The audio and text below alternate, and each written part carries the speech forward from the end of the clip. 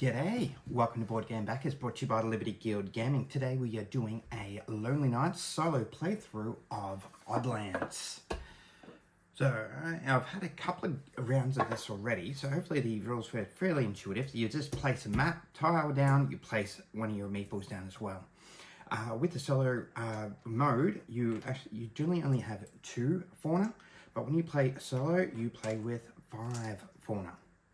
So they're just, when you're playing against other opponents, they're good for like blocking and preventing other people from getting territory bonuses. I'm playing with the 6 that came with the base game. There are 2 other faunas that you can play with. However, I'm just going to play with the basic 6, and I'm also playing on the A side. And because I'm playing solo, they do have little modifiers here for you. So all we do here, we simply just pull a card. You start with 2, put 2 on the board, and try to do the best you can. So, looking at the gator, he likes to be on the land and surrounded by water. So this is actually not too bad of a start.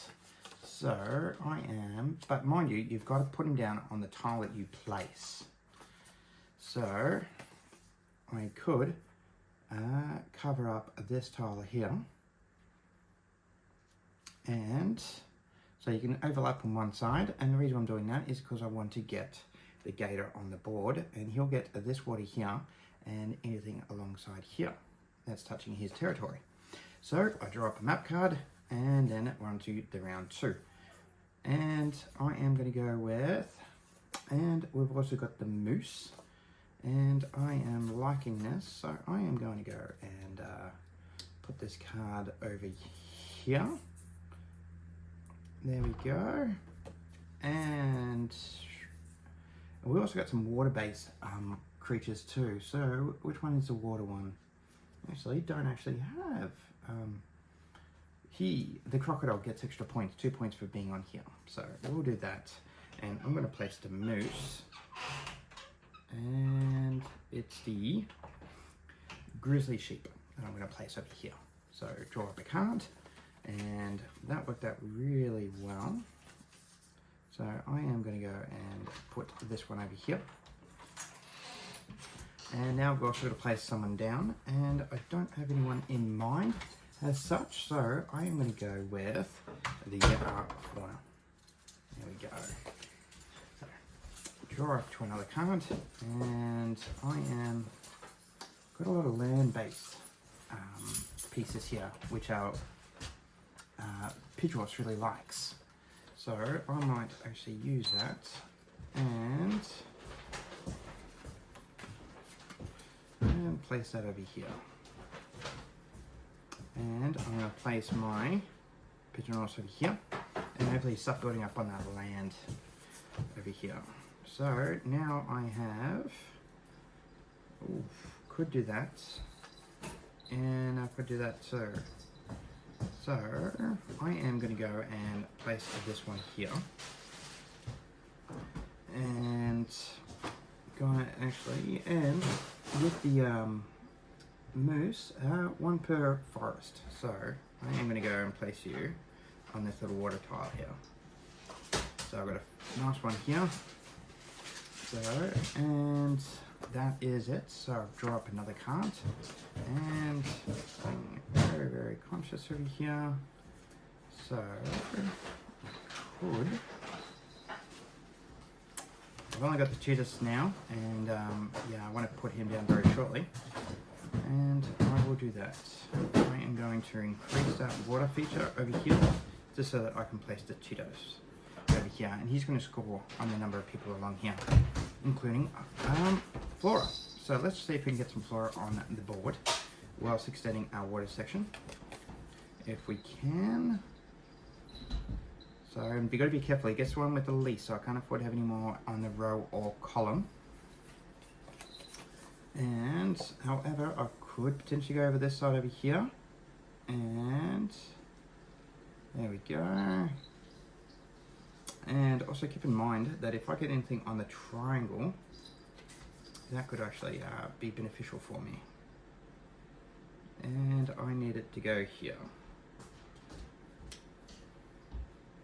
There we go, and 1, 2, 3, and over here. There we go. Just helping out that moose over here, and we'll add some fauna. Not too worried about where I'm going to put that one. And now I've got some trees over here. And does anyone actually like trees? Oh yes, our moose does. So let's see if we can get some more out there. We can give it a hand, such as this one here. Ooh, gotta be careful though. I don't want to put a fauna here, otherwise it's going to grab that row. So I'm going to put that one there. And we've got another good tree over here. And we're almost finishing up our turn.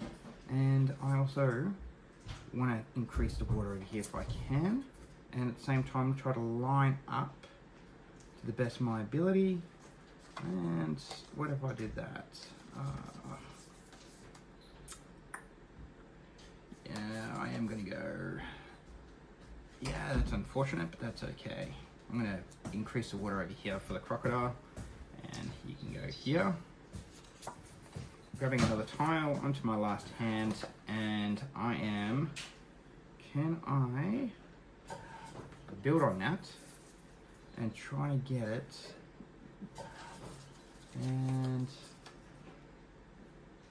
Yes, there we go. See, now I've got that land over here. I've increased the water feature, and I am going to go and place my water over here. So that is the game in pretty much in a nutshell, and just a quick scoring component of the game. So we've got a washable board over here, and double-sided. So if you're playing with the extra 2 species, you can play on this board over here. However, I am playing with the base 6 species over here. And what color am I? I am green. So let's have a look at the fauna. The fauna on this side here, the flora, sorry, doesn't actually score me anything. The moose over here, the sheep, the grizzle sheep, will score me 3 points, including itself. So there'll be 1, 2, 3, 4, 5, 6. So 6 times 3 is 18. And -4 will give me 12. And the kangaroo will give me 4, 8, 12, and 16. Looking over at the alligator, he gets 2 points for all the water that he's touching, that his land base is touching. So that's 2, 4, 6, 8, 10, 12, 14, 16. Nice, and this one over here will get 2 points, including itself. So here's 2, 4, 6, 8, 10, and 12. And no minuses on that one. There we go. However, the gator does give me -3. So that's actually not 16, that is 13. And the last one is the Pidgey horse. And he gets 2 points for the per in his territory. Where is my Pidgey horse? There he is. He didn't do very well. He also including himself. So that's 2 and 4. 4 points over here. So quickly I'll add up that 6, 7, 8, 9, 10, 11, 12, 13 plus 4 is 17. So let's that and carry the 1 over here. So 1, 2, 3, 4, and 5. So that's 57 is my score. On the back of the instruction booklet over here lets you know how well you did. And sorry, on the back of the solo. And at 57, I am a botanist. So not my highest score. My highest score playing in the game is actually 65. But today I am a botanist. So hopefully this all kind of makes sense. The game plays relatively quickly. You just place a map tile and place a meeple on the map tile that you place, and hopefully you'll get some of the scoring criteria in order to sort of build on that game. And good thing is that it doesn't play any differently than when you play multiplayer. So when you play multiplayer, obviously it's going to be a little bit more competitive, and you're going to be racing for those territories by placing your meeple on the board. Thank you very much for watching, and I'll see you at the table on the next one.